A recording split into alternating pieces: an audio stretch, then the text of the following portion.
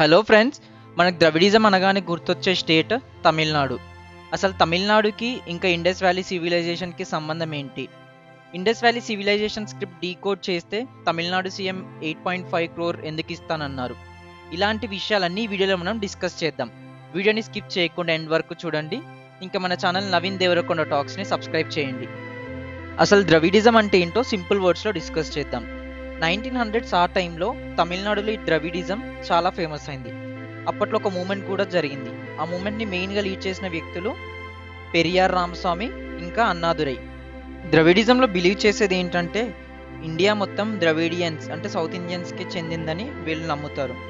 ఇంకా ఎంతలా అంటే మన నార్త్ ఇండియన్స్ అయిన అందరూ వాళ్ళు ఆరియన్స్ కింద కన్సిడర్ చేస్తారు. అంటే వాళ్ళు యూరోప్ నుంచి వచ్చి ఇక్కడ సెటిల్ అయ్యారని ద్రవిడిజంలో బిలీవ్ చేసేది. ఈ మూమెంట్ని మెయిన్గా లీడ్ చేసిన అన్నాదురై ఇంకా పెరియార్ రామస్వామి వీళ్ళు చెప్పే వర్షన్ ప్రకారం ఇంకా భగవానుడైన శ్రీరాముడు కూడా ఒక ఆర్యన్ అంటే యూరోపియన్కి చెందినవాడని వీళ్ళు చెప్తూ ఉంటారు.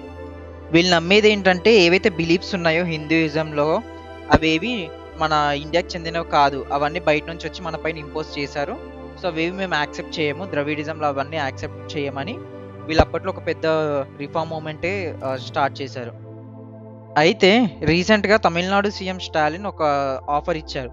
ఏంటంటే ఇండస్ వ్యాలీ సివిలైజేషన్లో ఉన్న స్క్రిప్ట్ని డీకోడ్ చేస్తే వాళ్ళకి 8.5 క్రోర్స్ ఇస్తానని. అసలు అంత ఆఫర్ ఎందుకు ప్రకటించారు, ఆ ఇండస్ వ్యాలీ సివిలైజేషన్ స్క్రిప్ట్ ఏంటి అనేది ఒకసారి డిస్కస్ చేద్దాం. ఇండస్ వ్యాలీ సివిలైజేషన్, దీన్నే తెలుగులో సింధు నాగరికత అంటారు. ఇది ప్రపంచంలోనే అతి పురాతనమైన నాగరికత.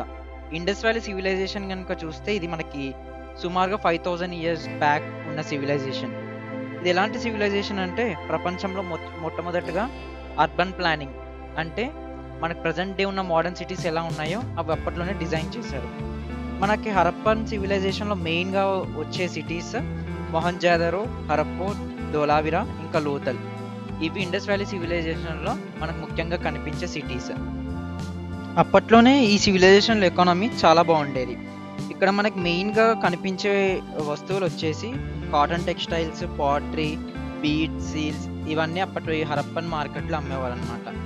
ఇప్పటికీ ప్రపంచంలో ఎవ్వరు కనుక్కోలేని ఒక లిపి ఉంది, అదే ఇండస్ స్క్రిప్ట్. దీన్నే ఇప్పుడు మనం డిస్కస్ చేయబోతున్నాం. అసలు ఎందుకని ఎవరు ఇండస్ వ్యాలీ సివిలైజేషన్ స్క్రిప్ట్ని ఇంతవరకు డిసైఫర్ చేయలేకపోయారు?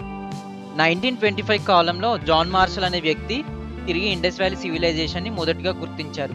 అది ఎలా గుర్తించారంటే త్రూ ఆర్కియాలజీ. త్రవ్వకాలు జరుపుతూ ఉంటే ఇండస్ వ్యాలీ సివిలైజేషన్ వల్ల శిథిలాలన్నీ బయటపడి ఇలాంటి ఒక సిటీ ఉందని ప్రపంచానికి తెలిసింది. ఇది మొట్టమొదటి నాగరికత మన ఏషియాలో. అయితే ఈ త్రవ్వకాల్లో వాళ్ళకు కొన్ని స్క్రిప్ట్స్ కూడా దొరికాయి. ఆ స్క్రిప్ట్స్ను ఎవ్వరు ఇంతవరకు డీకోడ్ చేయలేకపోయారు. ఆ స్క్రిప్ట్స్ చూడడానికి ఎలా ఉన్నాయంటే మన నార్మల్ లిపిలాగా లేదు. లిపి అంటే ఏంటంటే ఇప్పుడు మన తెలుగుని మనం తెలుగులో రాయొచ్చు, అదే తెలుగుని ఇంగ్లీష్లో రాయొచ్చు, హిందీలో కూడా రాయొచ్చు. బట్ మనకు ఒక లిపి అనేది ఉంటుంది.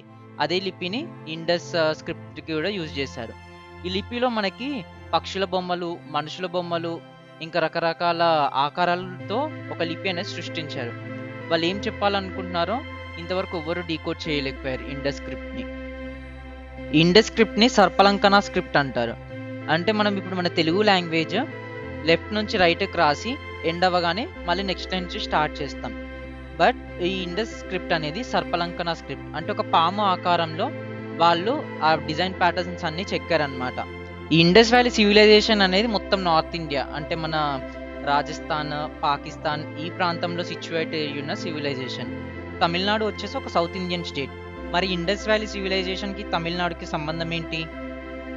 ఈ మధ్య కాలంలో తమిళనాడులోని మదురైలో కీలడి అనే ప్రాంతంలో త్రవ్వకాలు చేపడుతున్నప్పుడు పగిలిపోయిన పాట్ స్టేట్స్ అంటే కుండ ముక్కలు దొరికాయి. అవి సుమారుగా 3000 ఇయర్స్ బ్యాక్కి చెందిన సివిలైజేషన్కి సంబంధించిన శిథిలాలు అనమాట. అయితే ఇండస్ వ్యాలీ స్క్రిప్ట్ని మనం డీకోడ్ చేయగలిగితే మనకి మదురైలో దొరికిన ఆ పాట్ స్టేట్స్ పైన ఉన్న స్క్రిప్ట్ని కూడా ఈజీగా కనుక్కోవచ్చు. దానివల్ల మనకి ఎన్నో ఆన్సర్స్ దొరుకుతాయి అన్నమాట. అంటే ఇండియాని ముందు నుండి ఎవరు రూల్ చేశారు, మరి ద్రవిడియన్సా, ఆర్యన్సా, ఇలాంటి ఎన్నో విషయాలు బయటపడతాయనే ఉద్దేశంతో తమిళనాడు సీఎం ఈ ఆఫర్ ప్రకటించారు. ఎందుకంటే అది పొలిటికల్గా వాళ్ళకి చాలా అడ్వాంటేజ్ ఇస్తుంది. ఏదైతే ఈ ద్రవిడియన్ కాన్సెప్ట్ ఉందో దానికి ఒక సాలిడ్ ప్రూఫ్ అంటూ లేదు, అదంతా జస్ట్ థియరీ మాత్రమే. ఏది ఏమైనా ఇండియా అనేది ఒక డైవర్స్ కంట్రీ. ఇప్పుడు వచ్చి ఈ డిఫరెన్సెస్ అన్ని సృష్టిస్తే అది ఇండియా ఇంటిగ్రిటీకే కొంచెం ప్రమాదం అని నా ఉద్దేశం. సో మీరేమనుకుంటున్నారో కింద కమెంట్ సెక్షన్లో కమెంట్ చేయండి. ఇలాంటి మరిన్ని వీడియోస్ కోసం మన ఛానల్ నవీన్ దేవరకొండ టాక్స్ని సబ్స్క్రైబ్ చేయండి. Thank you.